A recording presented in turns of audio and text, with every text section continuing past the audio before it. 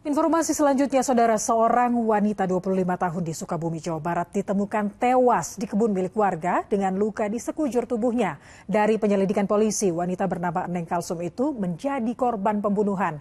Korban ternyata dibunuh pacarnya sendiri. Lalu apa motif pelaku? Saudara, inilah berkas buser selengkapnya.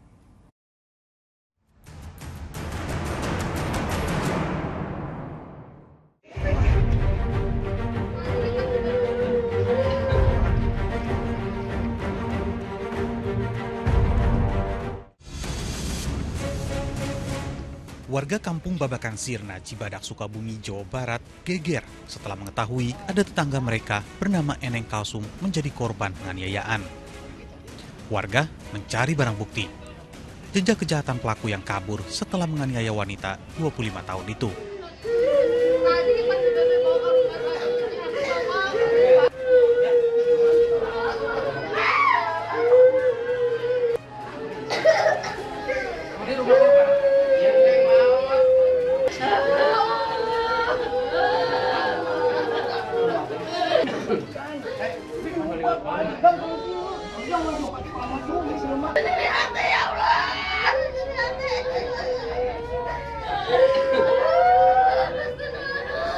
Sempat minta tolong? Saya sempat minta tolong, orangnya sudah tidak ada. Oh, kabur? Kabur.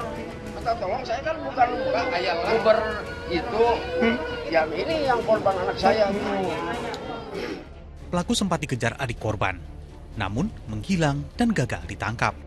Ngejar? Aku pulang itu, kakak saya teriak, "Hei, kamu bukan?" Dia langsung lari, saya kejar, mengarah, nggak tahu kemana, saya juga lari mengejar pakai motor, langsung tiba-tiba menghilang. Itu ciri-cirinya gimana ciri-cirinya? Orangnya putih, putih sama kayak yang dipoto. Orangnya putih, hidung mancung. Tinggi orangnya? Iya. Eneng Kalsum mengalami kekerasan dengan senjata tajam yang mengakibatkan lehernya terluka. Nyawanya pun tak tertolong karena kehabisan darah saat dibawa ke Rumah Sakit Umum Daerah Sekarwangi. Aparat Polsek Cibadak, Sukabumi pun langsung turun tangan memburu pelaku. Tim dokter forensik Rumah Sakit Umum Daerah Sekarwangi melakukan otopsi. Dokter menemukan sejumlah luka di tubuh korban. Namun yang paling parah, luka di leher dan tangan korban. 2 luka besar yang membuat Eneng Kalsum meregang nyawa. Pada pemeriksaan ketemu adanya kekerasan di leher, sebelah kiri, sebelah kanan, dan kekerasan tajam di lengan kanan. Disebabkan oleh kekerasan tajam. Ya. Itu korban tuh meninggal di lokasi atau? Kurang tahu, Pak. Maksudnya pendarahannya seperti apa? Pendarahan kita nggak lihat, yang jelas ada kekerasan tajam leher sama robeknya pembuluh darah.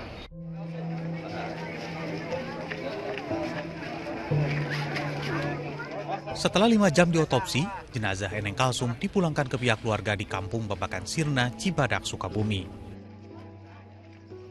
Setelah diterima keluarga, jenazah Eneng Kalsum langsung dimakamkan di Pemakaman Umum Cibadak, Sukabumi. Kepergian korban meninggalkan 2 orang anak dan seorang suami.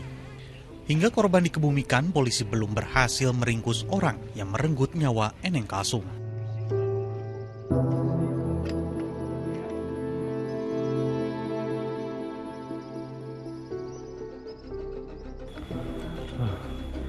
Lumayan perjalanannya, rada favorit.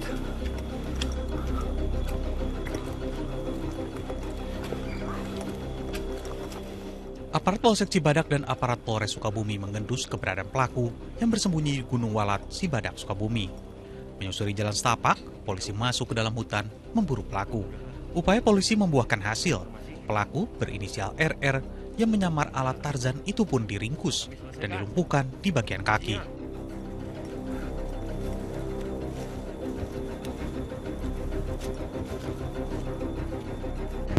Jangan pura-pura kamu.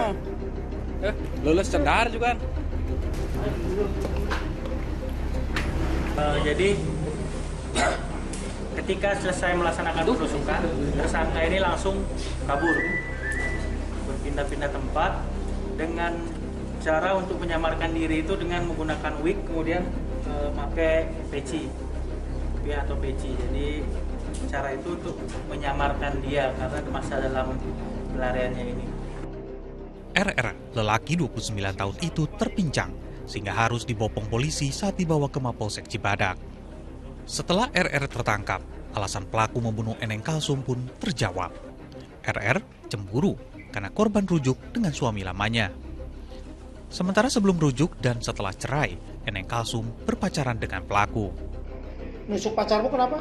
Kawin lagi sama mantan suaminya? Iya. Hah? Ya. Sakit hati.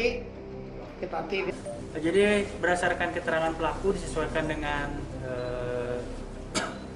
saksi-saksi yang ada, si pelaku ini sebenarnya sudah mempersiapkan dan mengintai pelaku ini. Jadi jarak satu rumah sebelum rumah korban ini, dia ada rumah kosong. Disitulah dia menanti korban itu untuk ada di rumahnya, baru disamperin. Ada perencanaan pembunuhannya, Pak? Masuk. Kami terapkan 3 pasal.